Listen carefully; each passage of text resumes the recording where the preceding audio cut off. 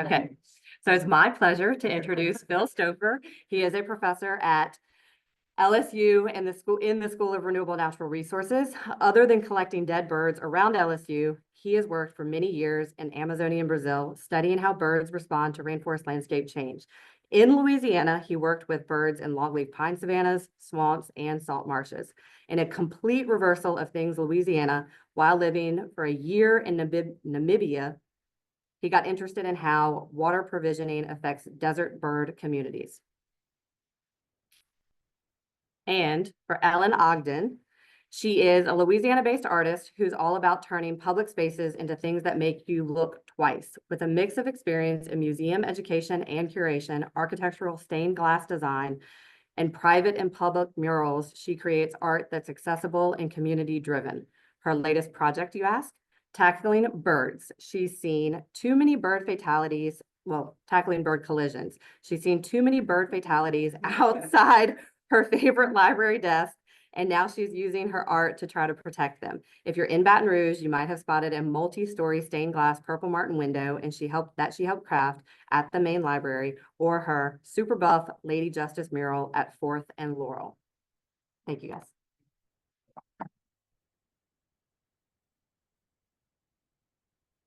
Yeah, I guess that's one of the birds that Ellen tackled. Getting away.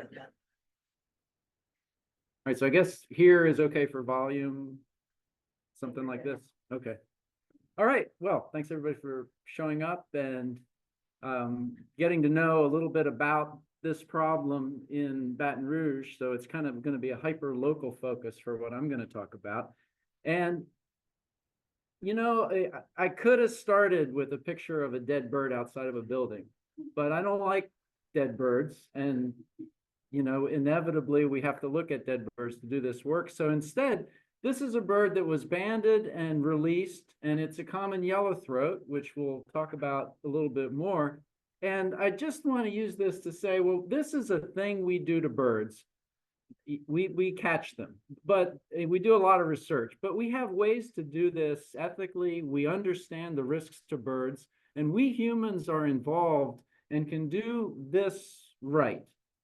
But we can also do things right when it comes to taking care of birds and how they're responding to our infrastructure. And so what I'm going to present is about what we've learned from a project we've done at LSU. And then Ellen will tell more about how we can do a lot better. So to begin then, maybe return will work. Give it a second because it was work. Didn't change anything. Oh boy. Yeah, I have to start up again. There are 2 people in the waiting room.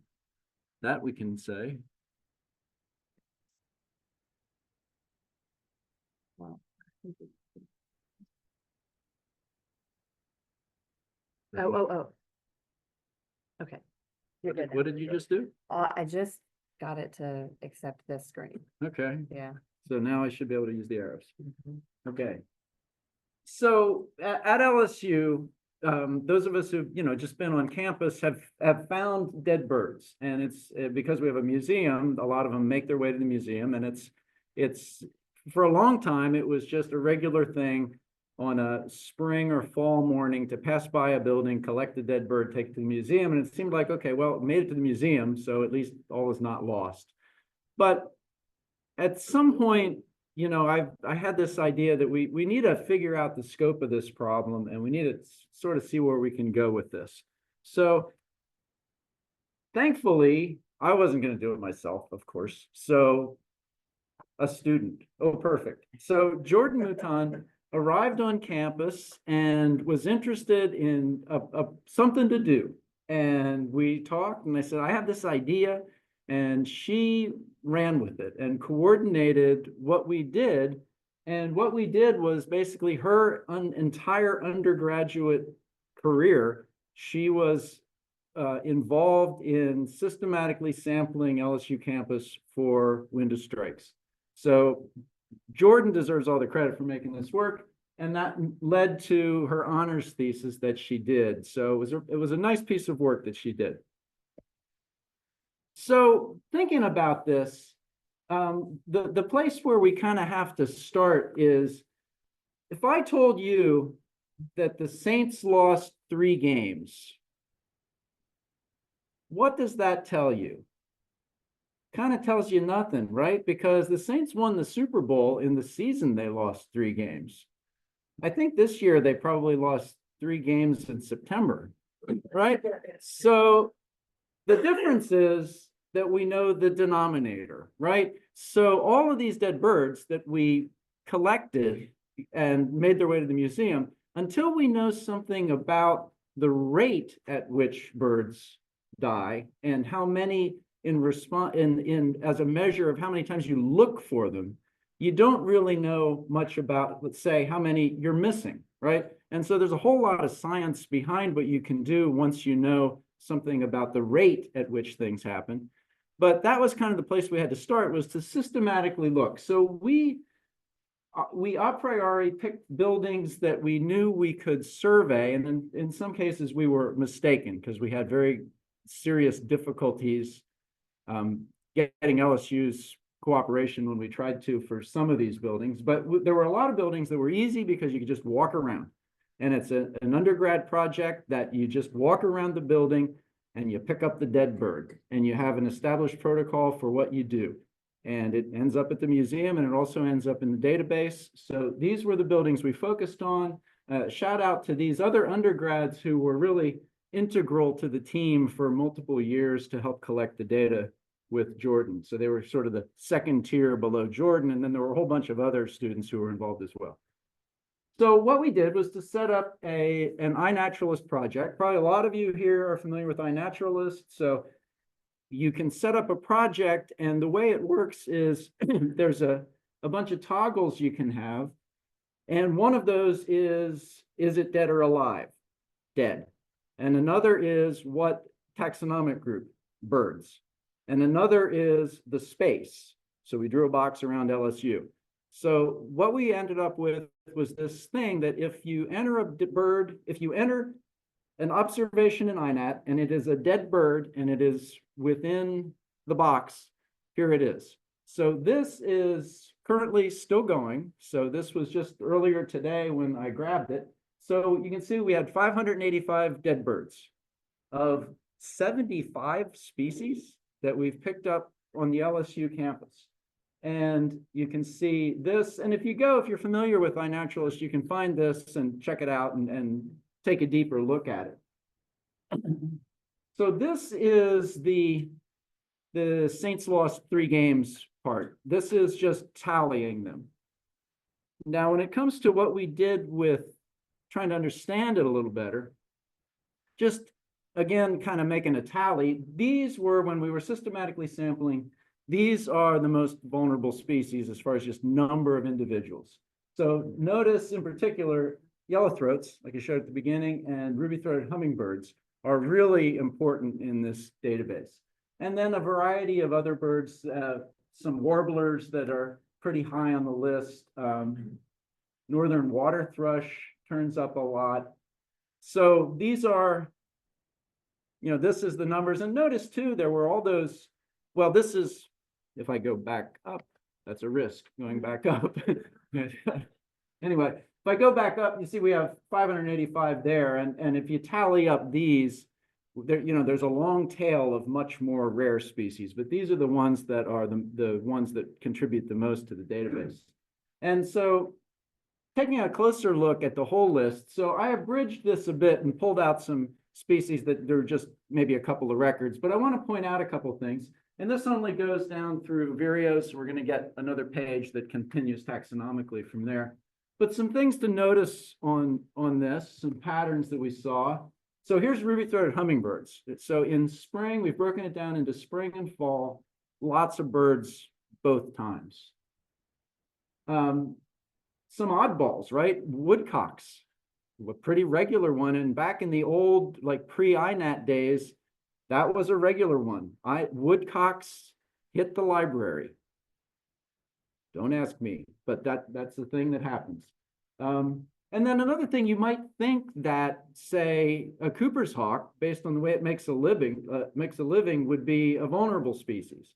And there are Cooper's hawks zooming around LSU all the time, but they know where the buildings are apparently, and only one ever that we know of hit a building. So, and that was one where a colleague was walking across campus and he found it. He said, "Hey, I got this dead bird.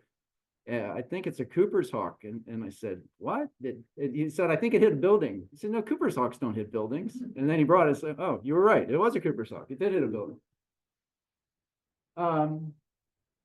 And then we get some species that are not particularly common, but have a pattern like this one, red-eyed vireo, only 3 mortalities, but all in the fall. So that's a pretty typical thing too. So what we're looking at here, I wanted to point out the blue jays, another one that is all over the place at LSU, right? You can't get away from blue jays. Yet they know where the buildings are too. So they're not particularly vulnerable based on their abundance. And yeah, so like gnatcatchers too, pretty common in the winter. They're also not vulnerable. And if you look at this, like 3 times as many marsh wrens. So there aren't marsh wrens on campus. There might be the oddball around the lake occasionally, but when they pass through during migration, it looks like there's an occasional risk for a marsh wren. So patterns like this that are sort of anecdotal emerge from the data. I wanted to point out wood thrush because, like I showed before with the example of the red-eyed vireo, that's a fall heavy. Most of the birds that are migrants are going to be fall heavy. There are going to be more mortalities in fall because presumably there are more birds in fall, right? So the young of the year are migrating. They're young, they're stupid, and there are more of them. So that just the numerical difference provides that, you would expect more in fall. Wood thrush is a little bit different. And I don't know if it relates perhaps to their migration pattern, but they are a little more common in Baton Rouge in the spring. And also that's reflected in our window strike data. And yeah, down here, a bunch of sparrows, and notice all of these are fall.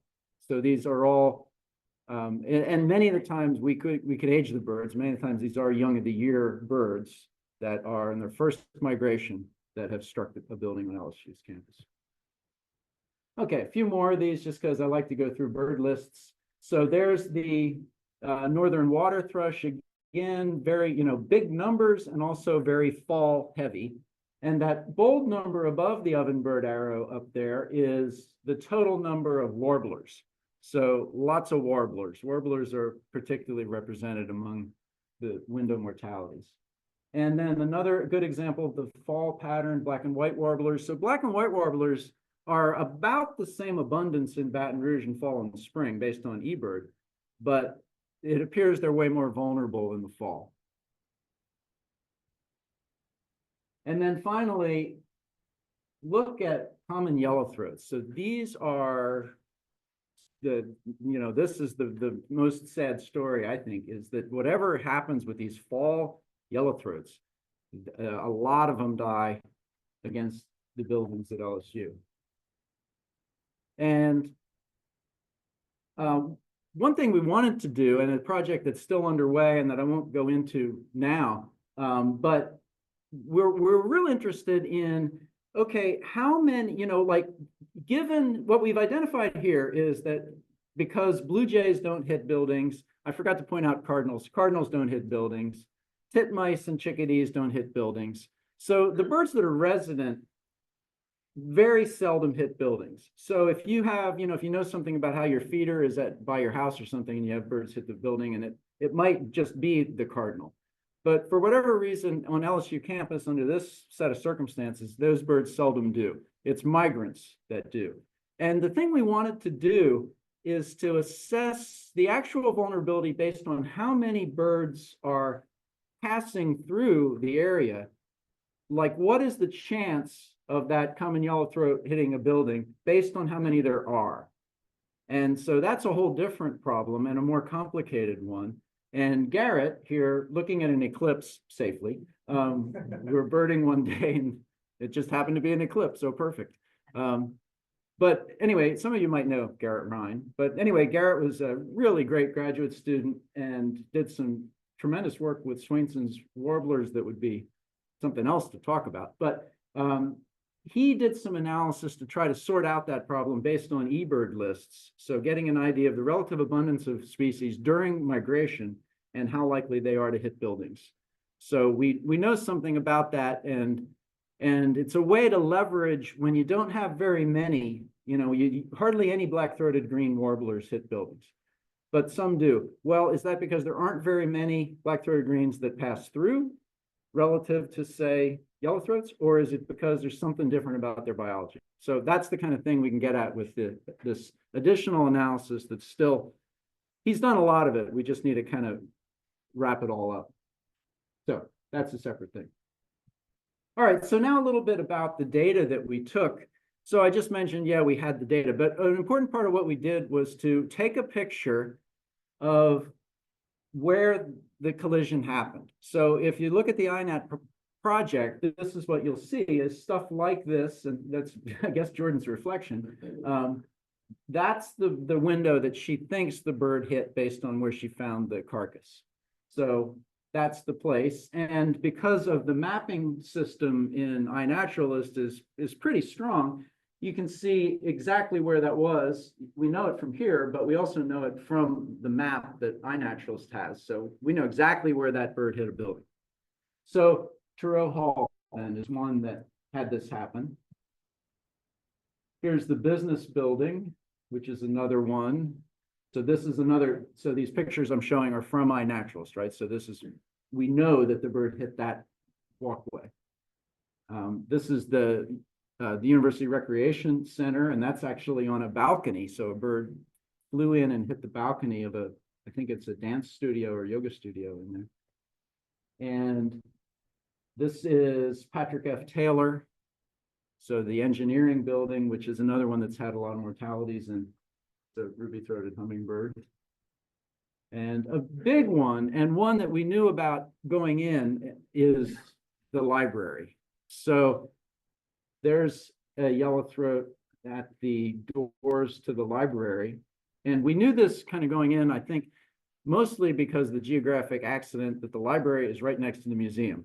So it's an easy place for the museum people who have just, the birders to take a little walk and on the right day find dead birds. So we knew that going in, and it was verified when we did our building by building analysis that this was the biggest killer of buildings. And so what did we do? Well, we did some research to see what might work. And this was all back in 2019. So it's a while ago. And we came up with these things as a retrofit for the windows at the library. So you want to check one out. Here they are. This is the thing we use. This is not a paid endorsement. I'm just saying that this is what we used. So we got a little grant from LSU Sustainability, and for about $1,000 and the very generous cooperation of the library people. I have to give a shout out. The dean of the library school was all for us making this retrofit to his building. So we applied these things to the library. Here's Jordan sticking them up, and this also gives you a chance to see what they look like in place. And a little bit about this scenario is that there's a recommended density of these things. And the way they work, supposedly, is that it's not like the bird sees that thing and goes away and changes its flight trajectory, but rather that thing is scattering light in such a way that because of birds' visual perception, they detect it. So I don't know what that looks like. I'm not a bird, but I imagine it's some kind of a starbursty sort of thing that is much bigger than just that object that we see. So that's the way they're supposed to work, is that a little thing like that can protect a much larger space of window because of the way the light reacts to it. That's what's supposed to happen. I don't know light physics. I know enough about the bird visual system to know that it's okay to believe that it sees stuff we don't. So that part is okay. And we applied these at basically like the lowest possible density that was based on the recommendations that it was likely to do anything. So it could be done at a higher density. But this is what we did, and we put up, I don't know, like 1,000 of these on the library's windows. And yeah, shout out to Vitex Urinek. Some of you might know Vitex, so he helped a lot with some of these things, including putting up a whole lot of these decals. Okay, so the upshot, they worked. So we did this in 2020 in the fall, and kind of in the middle of the fall till we got the permission. And you might remember that 2020 was an awkward time to work. So we were doing this, and we did it when we could. So we had a sample before we installed these at the library, and then after. And I'm not going to show a whole bunch of numbers, but here's the bottom line for how well they worked. So in the fall, it reduced mortality at the library by about 44%. In the spring, less so, but still about a 30% reduction. So based on having surveys, again, this is that, you know, how many games did the Saints lose? We know that we know we have a rate at which birds hit. So we can say that these numbers are pretty decent based on actual surveys where we found birds or did not find birds. So that's the important thing, is to have the negative data of not finding birds. This is the exact same photo that I showed at the beginning, just to emphasize the danger that birds faced from these windows. And if you look, actually right there, because of the way the light is, it's on all these windows, but you can see the things on that window. But for the most part, you can't even tell they're there. So on the inside, yeah, if you're sitting in a window, you can see them, but from the outside, hardly at all. And a couple more reasons why I think these numbers could be better. If anybody's ever tried to look out the window at the library, those windows are in really, really bad shape. There's like a layer of, I mean, they're very interesting biologically, but there's a layer of scuzz on those. And so to the extent that the light scattering of this thing requires the light actually hitting it, it's not very well set up for that at the library. Most other LSU buildings, in my experience, are also like that. Windows are more like opaque. But anyway, that I think we could do better under different circumstances with windows that are clearer. And then one other thing I want to just add to this is that there's a huge body of research that's much more quantitative than what we did. And in particular, there's a lot to get at how many carcasses you miss. So in our case, we walk around the building, and it might be, because we have student workers and things, it could be kind of any time of day. You walk around the building, you either find a dead bird or you don't. Well, a lot of things could have happened if there was a dead bird. So you've only found it because both it hit the building and it persisted until you got there. So picture that yellowthroat right by the door of the library. That's not going to last long. Somebody's going to kick it into the bushes. A custodian is going to throw it away. A cat is going to walk by and grab it. So lots of things can happen. Certainly those ones at Patrick F. Taylor, right at the main entrance. That's not going to last. So that one, yeah, that wasn't, I had one that I found, but I just happened to be going to school one morning at like 7:30, a little earlier than usual, and walked by Patrick F. Taylor, and there was a dead bird, right? And I know that wasn't going to stay. So there's a whole body of research trying to figure out how many we miss. We miss a lot, is kind of the bottom line. So all of this is sort of a minimum number. But when we talk about the reduction, that probably does apply. You know, that number is probably what would be expected overall as a reduction in mortality.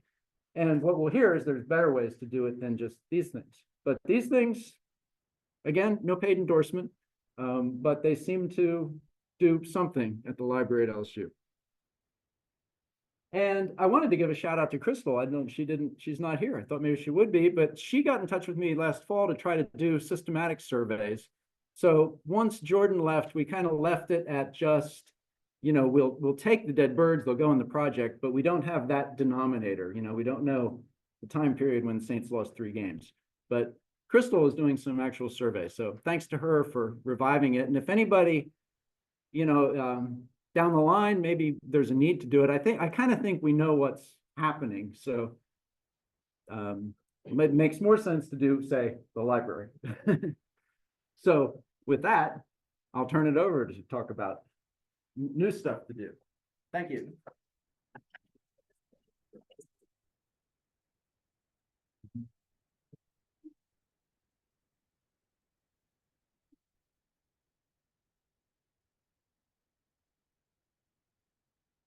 Yes, Katie. Yeah. Decide how to Yeah, moderate that. let's make sure Ellen gets through her portion and then we'll open it up for questions.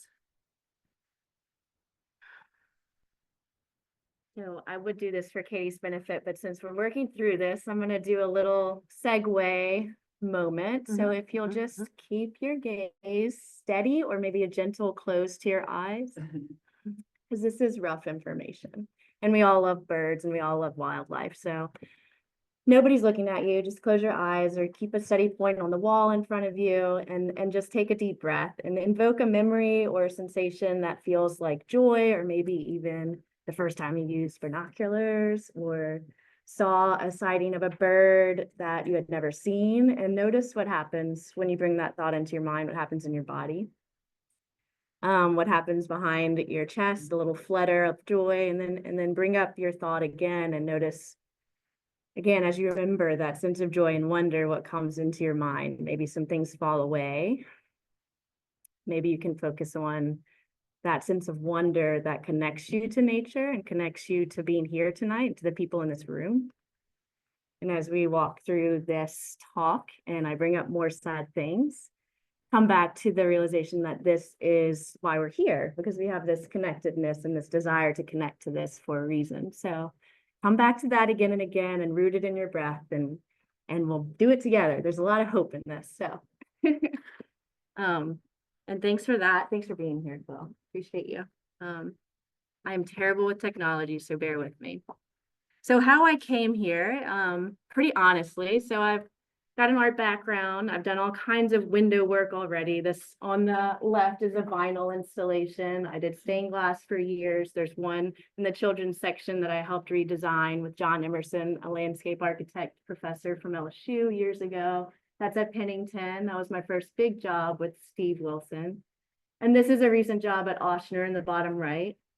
The top right is a painting. I did a series of paintings right after the pandemic. This is where I started painting on windows. I did this project called Reflect Love, and actually Jen did it with me, another artist, local artist, to do something, because I know what skills I have experience painting, I have this insight and desire to connect, and it was when I was out of work and I needed to use my hands, and I'm not a nurse, a doctor, whatever. So it's just finding your wheelhouse, your sphere of experience, and connecting the dots where you can. And so that's why I invoked that kind of sensitive breathing to realize, you know, we all have this capacity to connect in some way. So like maybe something in here, that's what the note paper is here for. As I'm talking, please write something down. If you think of something, connect with me. This is a study that talks about, I'm just preaching to the choir here, but for the YouTubers or anybody that I send this presentation to, there's a reason why we connect to ecology and wildlife, and it's apparent to everybody in this room, but it helps with mental health. Obviously, there's ecological reasons that support our pollinators, our whole big picture of what we need as a species to survive. But I don't like to think of nature as extractively. I think of it more as connected. So these are windows. These are flycatchers I did in Oklahoma. They're state bird. And these are windows I've been doing for years. That was back in like 2019 or 18. So here's some stuff that's not that fun to digest about the holistic picture of what's going on with birds. So since 1970, there's been a net loss of our bird populations. 3 billion birds, or 29% of our bird populations, have been lost. So all kinds of reasons. Bird window collisions are the second highest rate of mortality.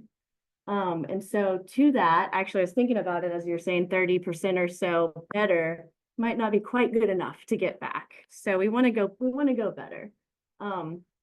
Number one is cats, but as Phil said, a lot of cats are stalking and haunting these sites where windows are colliding. So who knows? You know, I feel like windows have a pretty high percentage. And so with that, that it's a really wide spectrum. From 300 million to 1 billion birds are lost annually in the North American hemisphere alone. So it's quite significant. It's a problem that we need to address. And actually, a lot of it can be done at our domestic spaces. So our domestic spaces are the highest, impact in that. You'll see big collision numbers like this one at the McCormick Building in Chicago, which faces Lake Superior. It's just the worst scenario for bird collisions. Big open windows, and they were getting an average of around 200 collisions during migration a day. 2023, their total, so that's during a short migration period, was over 10,000 birds on this one building.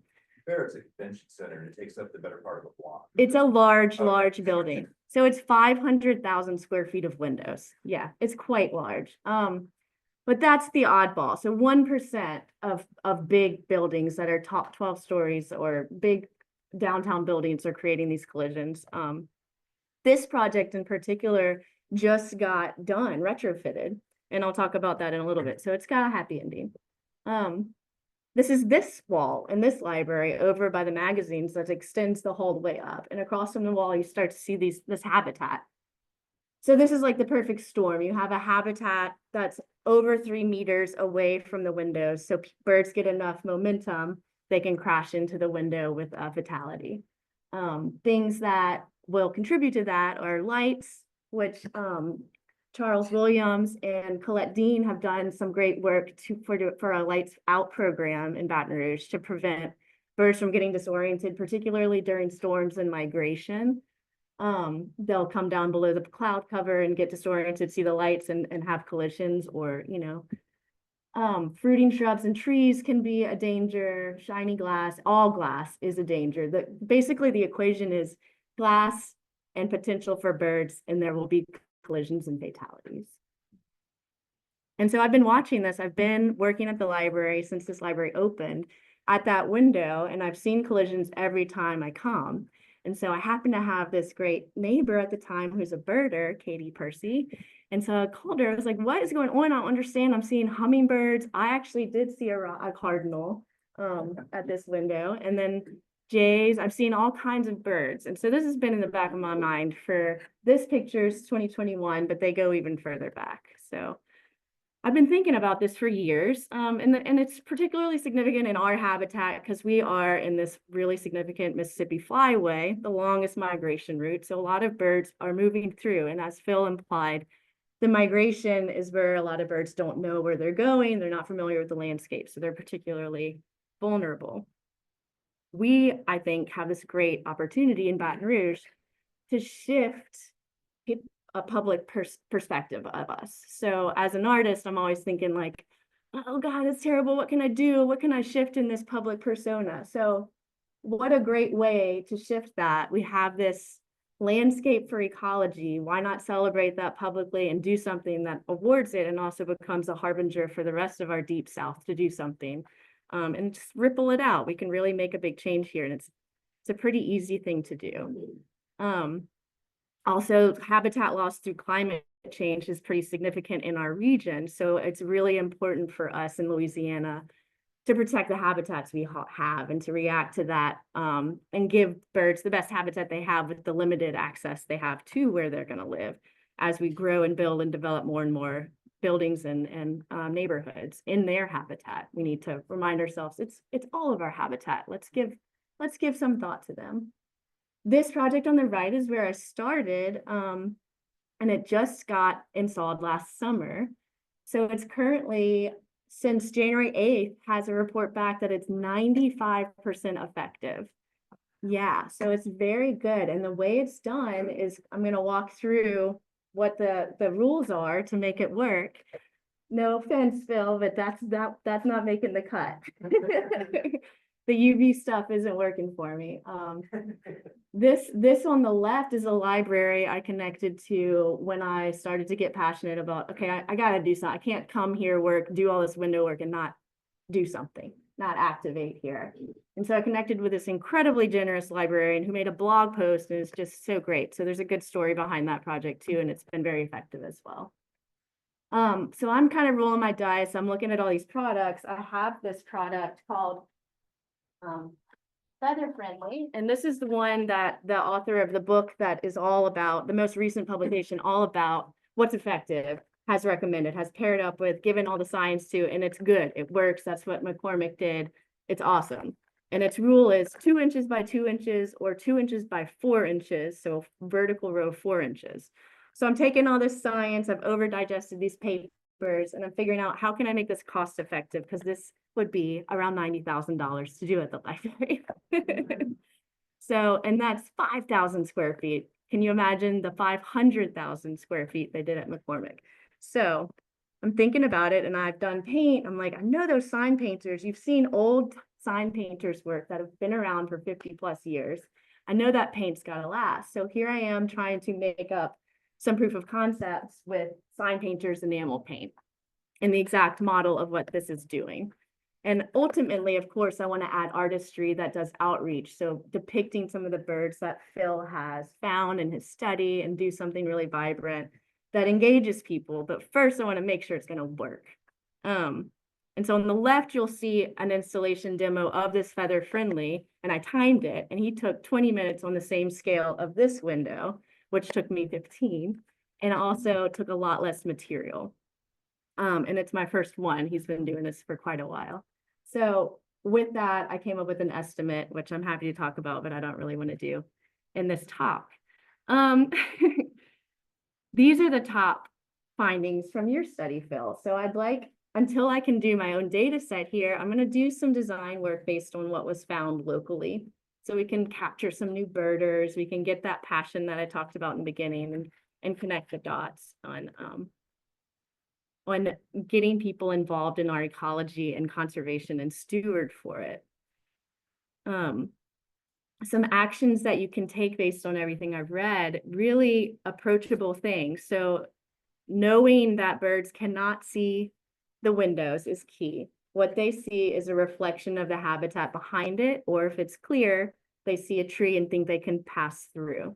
And what I've read, all species have been vulnerable, even ones that you might think don't exist in an urban landscape, because they'll drift into a space that looks like a cave or a passageway that might have a window at the front door and a window at the back door, and think that they can drift through because they see the light at the end of the building.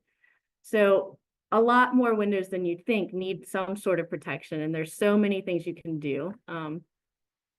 Limit your lights or change the color of the lights, fix the windows to make that 2-inch spacing. And you don't have to spend a bunch of money to do it. You can do it in a really creative way. One thing, bird feeders, we actually talked about, Vicki, so I did some research there. If they're right against the window, they're typically okay, except that it attracts birds to come in general. So if you have a big mass of bird populations and windows, then that's a trigger for fatalities. But if you move your bird feeder farther away, then you're going to get impact. So it's a tricky thing where really what you need to do is just put something on the window that they can see. Some really funny and creative solutions that were done all over. We've got these National Park Service. They had this up for months where they just put dirty water all over their windows. And it worked. And they left it there. They didn't mind. I can imagine the rangers like hanging out at their desk. I can't stand seeing all these dead birds anymore, you know? And so they've since tried to advocate for feather friendly stuff, but you can use tempera paint, wash it off seasonally. You can drop cords in front of it. These are some really, really good guides for both architects, builders, contractors, and just retrofitting what you might have at your house. There's a number of organizations across the country and in Canada that are really coming together to figure out how to solve this. The actions that you can take as far as proactively getting some legislation to mandate it. We don't really like top-down stuff here, but sometimes we got to take a step in that direction. You can actually advocate for this bird builder pass to make state or federal buildings a beacon for this type of installation. So if you want to scan that code, you can send a letter off for this House bill that's been in limbo for 5 years, but it's something, you know, to get some policy going to help protect birds. We can also just get our municipalities like our library to maybe participate, have an outreach post and get more and more people interested and excited. The library we're sitting in is actually LEED certified, which is the standard for green building practices. So it's really done well. However, LEED practices are all about energy efficiency. They haven't really considered ecology. There is a elective point system you can get for adding ecologically friendly stuff in your building. But as it stands, there's no incentive to do that really, besides just being a beacon for your community or having that accolade on your portfolio. There are municipalities that have given benefit to that financially, and that's really the way that you're going to incentivize people, I think. And so there's a call right now. They just passed one that's going to go until 2030, but in 2030, we can advocate for that to change again.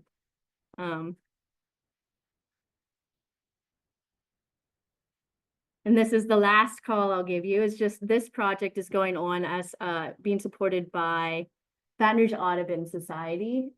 They have partnered with me to start to fundraise to do a large-scale installation at the library with the hopes that advocacy could happen here and more people are going to do their own incentivized programming and save birds in their neighborhood. I had a whole list of notes, but I was trying to be like Phil and work off the cuff, but I don't do this for a living.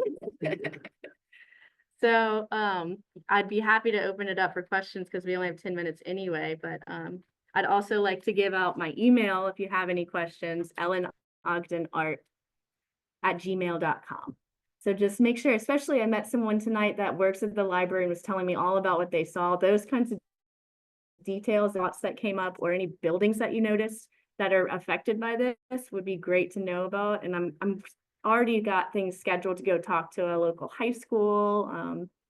So the more it spreads, the better it is. So take this little token and do something, whatever is in your wheelhouse to do.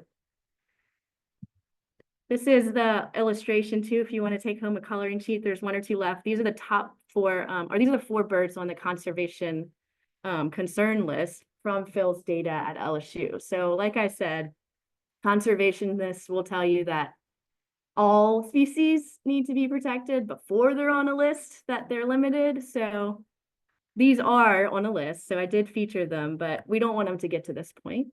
So let's do what we can. Thanks, y'all.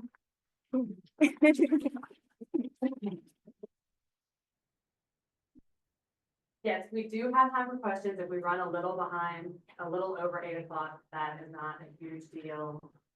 If you guys could try to repeat the questions in front of the laptop for the people on Zoom. I do want to say one thing I definitely didn't approach was the UV stuff in particular. There is some products out that also advocate for similar patterning.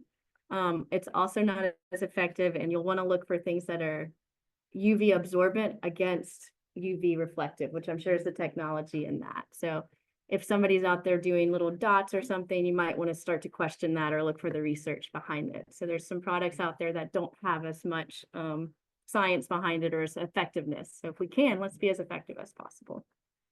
Yep. Thanks. Relative to kind of material, a little bit, the first question in the chat was somebody saying that they have a son and daughter-in-law that have started a window tinting business. They're encouraging them to sell anti-bird strike film, which they do carry, but need some information on how to market it. So you obviously went on to provide a lot of that in your presentation. Yeah, those guides are really good for that. So When I was first reading this, I thought it was just the nature of it tinted, so I wondered if that was effective or not. But they would want to say a little bit more about that. Yeah.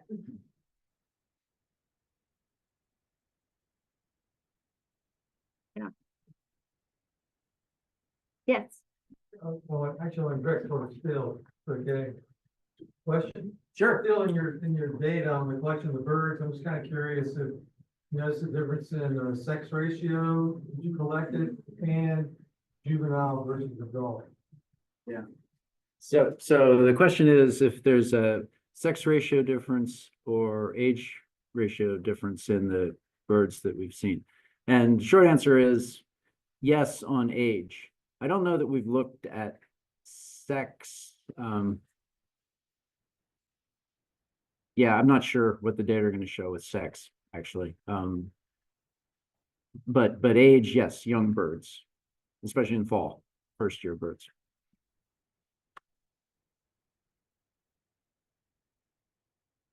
Decal, that when, the research has been done, has anybody looked at bird of prey decals that have the same kind of? You can go down. Yeah. So there are some bird of preys, and the thing is that birds are going to run into something that they think they can flitter around. So if it's just a size thing, then that's not going to be effective. But if you have a bird of prey that also has 2-inch by 4-inch dots all around it, that'll be fine. But it would really just be for your aesthetic. It wouldn't be more effective in any way. Yeah.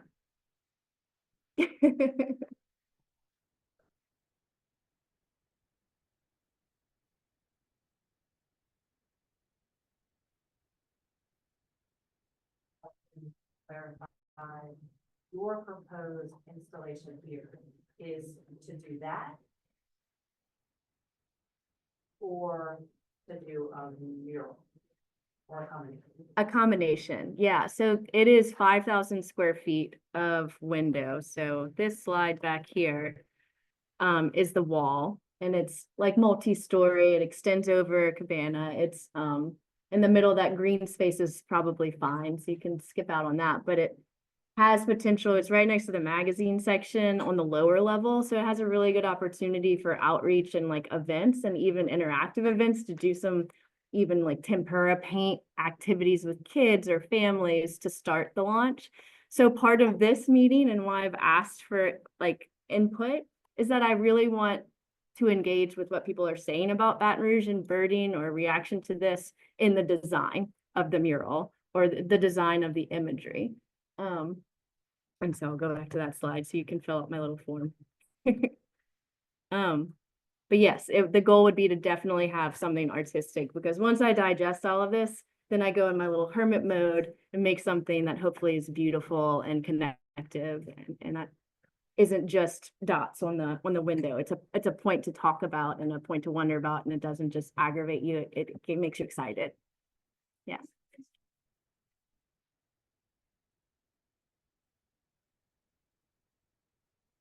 Good question, and something I definitely wanted to cover because I thought it was unusual. Yours were on the inside. Everything that I've read is that architects refer to surface one. It's the outside of the window everything needs to be installed on. So even that little thickness creates enough reflection that often it's not effective anymore. So it does need to go on the outside, and as permanent as a permanent thing can be on the outside of Louisiana buildings. Yeah, so this is kind of my proof of concept. This is like feather friendly in that it's the dots 2 inches apart, but this is hand painted with sign painter's enamel. And what I did was just create a template with window cling. And that was one of the deterrents to the product that's out there, is that you, with this vinyl stuff, it comes in giant sheets. And in vinyl, you have a sheet on the front, a sheet on the back, and then you end up with dots this big. So you have all this material waste, which is kind of antithetical to the theme of the project, was environmentally conscious stewardship stuff. So you could have a couple of these vinyl clings to do a whole big project versus sheets and sheets and sheets of vinyl plastic to install that. And so the dots are just a proof of concept to make sure this paint adheres and to see how it really looks the same as what's out there as a product. In front of the video. Okay, I can see it. This is the space between whatever is drawn, if that makes sense. So kind of like what you said, there'd be a bird of prey in a section, and then so that hummingbirds aren't going to fly around that bird of prey or dart away from it, there's going to be dots there to prevent them from wanting to hit the window at any point. Yeah. So. That's okay. Right. Work out.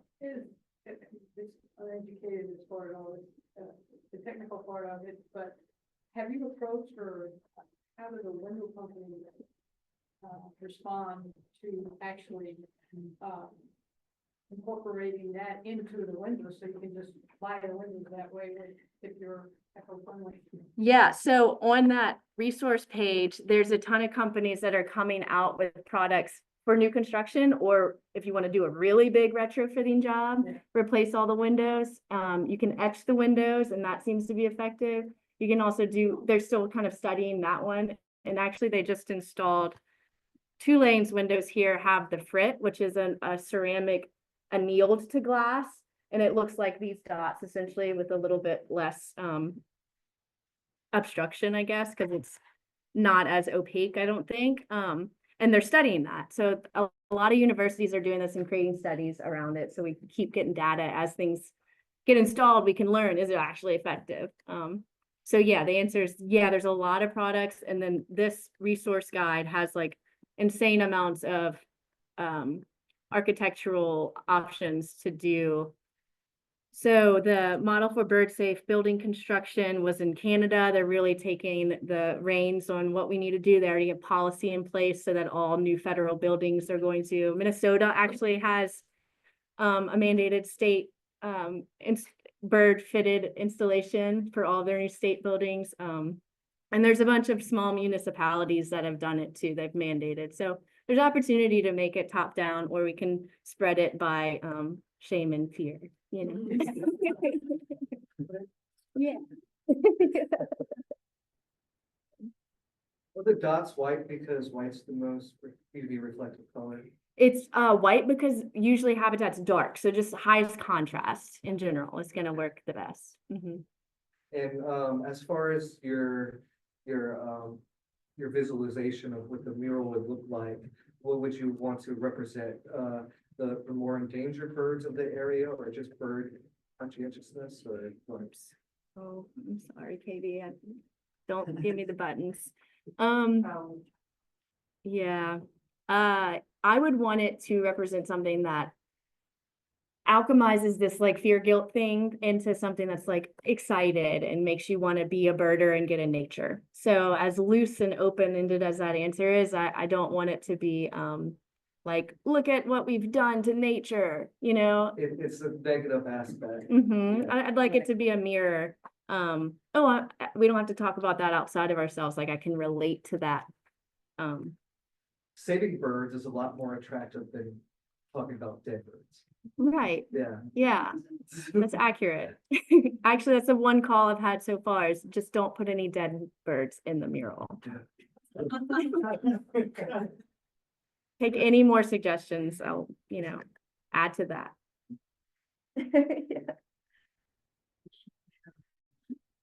Other than visual, look at what all. That's a really good question. I was thinking about that.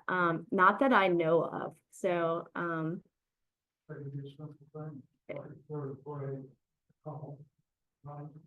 I think overall, just based on what I've read, it wouldn't be enough because there's so much stimuli, like in some of the circumstances where massive collisions have happened. It doesn't seem like intuitively that it would be enough with storms going and stuff when these collisions happen in big scales. But I don't see why. Throw all of everything in, every tool in the toolbox. Why not? Yeah. On that, so there's some research just to. Going off in a different direction, but the question of if you can have an auditory cue, but for bats, apparently one of the things they're working on to keep bats from hitting wind turbines is sound deterrence. So, but that's hypersonic for our New World bats. So that is something that is that's an approach. Yeah. So tell us you have robotics section. I'm sure it does. Probably Patrick F. Taylor Hall. Why don't you ask the build your robot to go around and pick up the bird? Really? That's really.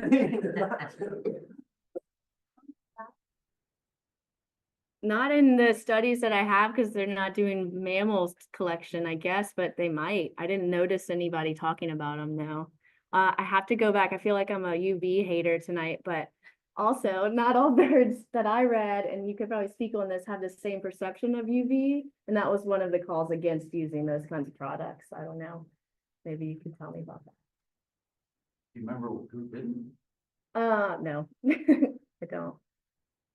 They just had like a scope of what they received in different ways and saying that, I'll find the paper and email it to you. So there's the standard visual perception model for birds, and there's like the model. So I don't know how much that's, Changes, that doesn't, I don't know. okay. But I think it's pretty, like, it's the standard one for, at least for pasturing birds, people use it for like big swath of the birds. It's like ducks or something.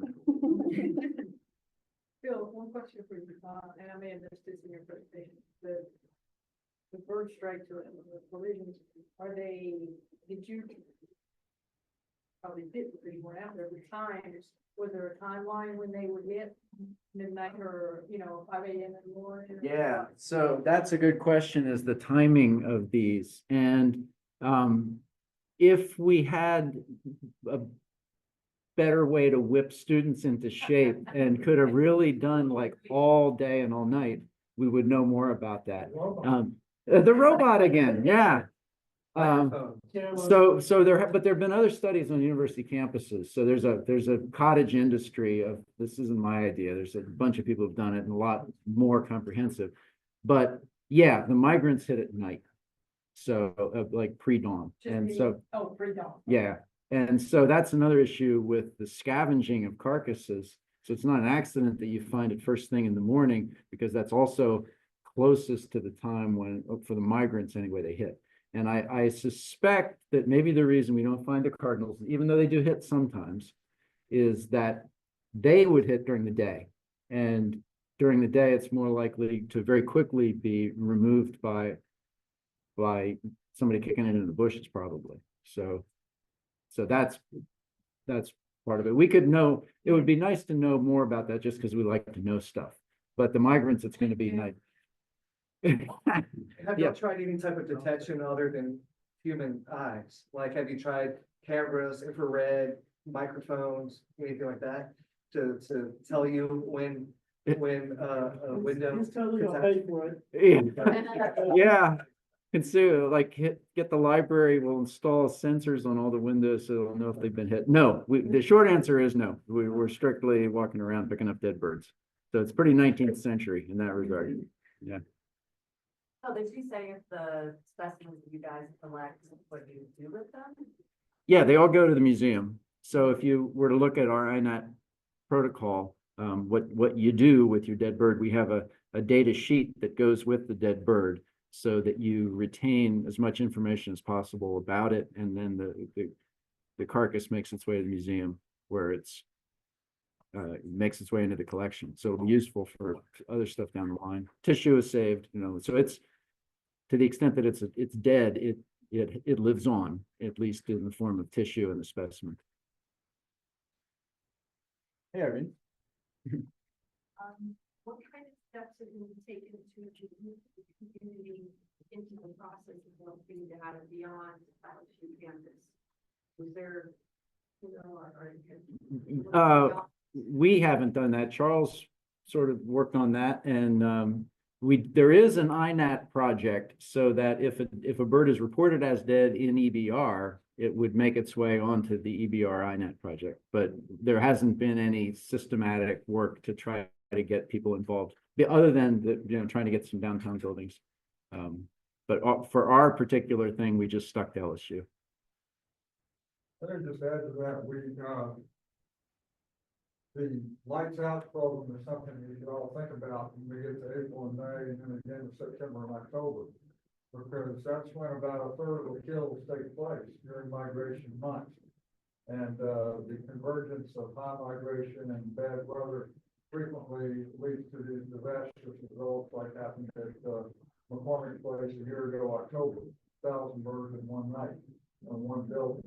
Of course, it's a huge building, but even in Galveston, Texas, there was once in a single night 400 birds, mostly warblers, on a well-lit tall building in Galveston when there was a temperature inversion. So lights out is intended for those migration months, when, there's a susceptibility to major problems. And this approach, which I've implemented at my house, doing the other friendly and other products, is to stop the drip, so to speak, as opposed to the flood of deaths. And, if you want to talk to me about, if you want me to tell you my trials and tribulations and make my own home, bird safe, I'll be glad to talk about, offline, so to speak, about, the different products I've used and what has worked for me, because I have stuff that kills my house. I have a question, with regard to work it out too. So you're collecting and you're recording that. Have you put together something that the university could follow with regards to lights out? I know I live near LSU and it's the brightest spot in the universe. They don't turn off lights. So I'm Yeah. wondering if different initiatives based on these studies could be a grassroots effort to. That would be great. And so I've tried to push this a bit with facilities and gotten nowhere. Like they don't hear anything. But I'm not very powerful. So I don't know, it would be, yes, I don't know why tigers, I mean, just from an energy standpoint, isn't that just gross? I mean, it just announces we are stupid to have this giant illuminated thing, you know, like how a gazillion kilowatts and a bunch of birds die. How much does it cost per hour? Yeah. Well, actually, we had an economist who some time ago, he was just, you know, because this is dumb. And he said, this is what it costs, and came up with a number. And the facility services people said, this is a digression, sorry, but the facility services people said something like, well, it costs too much to turn it off and on. But what? Well, then just turn it off, right? So anyway, but I was going to comment what Charles said about the drips versus the floods.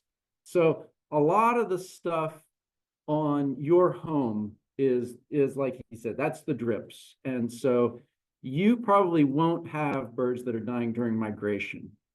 You might get the odd one here and there, but you're not going to have a slew of black and white warblers or northern water thrushes or something. But a bigger building, just by virtue of being taller, is a huge thing. So the height, and that's where the light gets particularly important. So for your home, it's kind of other stuff and it's other birds that are vulnerable. But for a bigger building with bigger areas of glass that are taller is where it's going to be especially important for migration. So Yeah, I'd be surprised at how receptive some building owners and managers are when you approach them about this problem. I don't know, many of you probably know the River Studies building that sticks out into the Batcher at the base of the I-10 bridge. Well, I was surveying that one morning and I found a dead wood thrush and then I found a grapple, a couple birds. And I had to fight a crow for the dead wood thrush. I remember that. The scavengers were out there. But I called the owners because we had a contact with the owners of one of the tenants. Oh, it's killing birds, really? Well, the whole building is lit up with floodlights. So I'm like, oh, plus they had interior lights. They immediately, as soon as the problem was brought to their attention, turned them off and kept them off for a while. But then the problem arises in the next migration period, they're back on again. And you just have to follow up and remind people that, hey, we're now in a time when excess lighting at night can kill birds. And you can't always predict when it will be. I just wanted to make a comment about the lighting. I can't speak to Tiger Stadium because their facility services roll into it. It's separate from the LSU facility service. It's completely separate. The world into itself. But we did, I've been gone for 15 years, but 15 to 20 years ago, we did a study. It was very cost effective to install motion sensors in the classrooms and administrative areas to automatically turn the lights off when there was no motion.